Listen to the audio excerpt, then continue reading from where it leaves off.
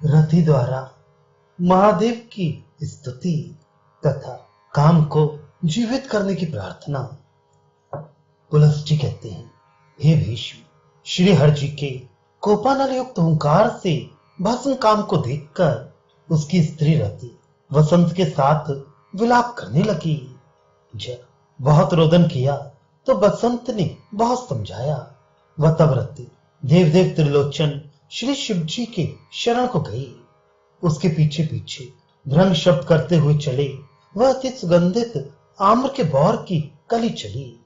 वह वृक्षों की लताओं के बीच में छिपी हुई कोकिला चली।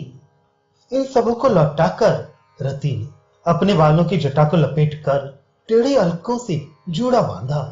वह उन बालों के ऊपर वह अपने सब अंगों में भी भस्म काम की भस्म लगाकर जानुओं के बल से पृथ्वी पर उठकुरा बैठकर चंद्रशेखर जी को प्रणाम करती हुई बोली, शिव मनोमय जगतमय अद्भुत मार्ग वाले देव, शिखाओं से अर्चित पाद पद्म व सद्भक्तों की क्रिया में श्रेष्ठ तुम्हें नमस्कार है।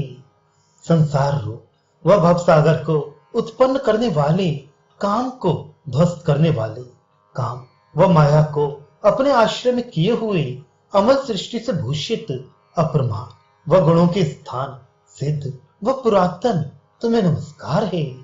शरणागत की रक्षा करने वाले व गण रूप तुम्हें नमस्कार है। वह भी गणानुग तुम्हें नमस्कार है।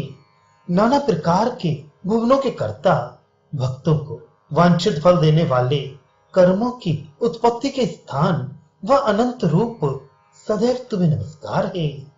असह कोप वाले चंद्रचिन्ह सदा तुम्हें नमस्कार है। अप्रमाण लीला युक्त परम स्तुति किए गए वृषेंद्र वाहन व त्रिप्रांतक प्रसिद्ध व महौषध रूप नाना प्रकार के रूप धरने वाले तुम्हें नमस्कार है।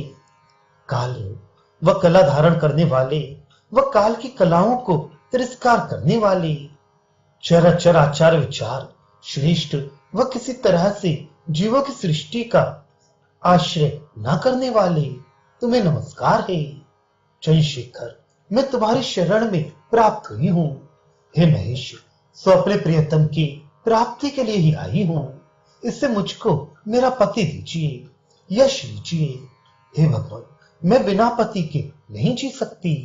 हे पुरुषेश, बिना स्त्री का संसार में पति ही नित्य है। प्रिय को छोड़कर संसार में और दूसरा कौन है? वह बल में तुमसे पर और कौन है? तुम सबके प्रभु, प्रभावी, प्रियों के प्रभाव, प्रवीण व परापर के जानने वाले हो। वह तुम ही सब भुवन के नाथ हो, वह दया करने वाले हो। हे प्रभु, भक्तों का भय दूर कर दो। इंदुमौली, शंकर व वर्षा कपिके जब काम की स्त्री ने इस प्रकार से स्तुति की तो चंद्रधारी शिव जी संतुष्ट हुए। वह उसकी ओर कृपा दृष्टि से देखकर उससे मधुर वचन बोले कि जब कोई काम की इच्छा करेगा तभी प्राणी के काम उत्पन्न हो जाएगा। वह आज से काम का नाम भूतल पर एक अनंग होगा।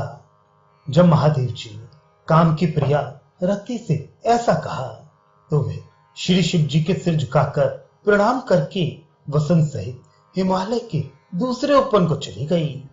वह उस रम्य स्थल में दीन होकर रोदन करने लगी। वह शिव की आज्ञा से मरण के व्यवसाय से निवृत्त हुई।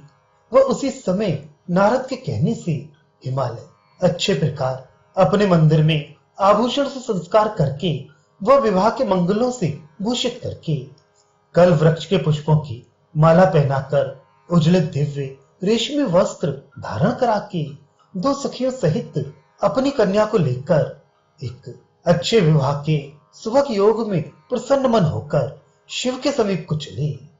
वह बहुत से वन उपवनों को लांग गए। इतने में उन्होंने महातेजस्वियों के भी तर्कणा करने के अयोग्य एक विलक्षण स्त्री को रोदन करते हुए देखा, जिसके समान रूप में रम्य उपवनों में व पर्वतों के शृंगों पर व सब लोकों में भी कोई स्त्री नहीं देखी थी। सो उसको रोते हुए देखकर हिमाचल बड़े कौतुक से युक्त हुए। वह उसके निकट जाकर उन्होंने उससे पूछा कि हे कल्याणी, तुम कौन हो, वह किसकी हो, वह किस लिए रोती हो? हे लोक सुंदरी, इस तुम्हारे रोने का कारण हम थोड़ा नहीं समझते, कुछ अधिक ही कारण होगा। उनका ऐसा वचन सुनकर वसंत सहित अति दीनता से रोदन करती हुई, वह शोकग्रस्त श्वास को छोड़ती हुई, दीनता को बढ़ाती हुई वह स्त्री हिमवान से बोली कि हे सूरत, काम की प्रिय भार्या रति, हमको जानो। इस पर्वत पर भगवान महादेव जी तप करते ही उन्होंने क्रोध से अपना तीसरा नेत्र खोल दिया। उससे अग्नि शिखा जाल को उत्पन्न करके काम को भस्म कर डाला। तब से भय से विवल होकर मैं उन देव देव की शरण को गई। वह भक्ति से उनकी बड़ी स्तुति की। तब प्रसन्न होकर शिव जी ने मुझसे कहा कि जा, हम प्रसन्न हैं, तेरा पति सब प्राणियों की इच्छा से उनके मन से उत्पन्न होगा। वह जो मनुष्य भक्ति करके तेरी स्तुति को पढ़ेगा, वह हमारा आश्रयभूत मरण पर्यंत तक जो मनोरथ की इच्छा करेगा वह पाएगा। इससे मैं उनके वाक्य की आशा की वश से प्रतीक्षा करती हूं। वह कुछ काल तक अपने शरीर की रक्षा करूंगी। जब रति ने पर्वतराज से ऐसा कहा तो वे संभ्रम से बहुत भयभीत हुई। वह अपनी कन्या का हाथ पकड़कर अपने स्थान को चलने पर उद्यत हुई।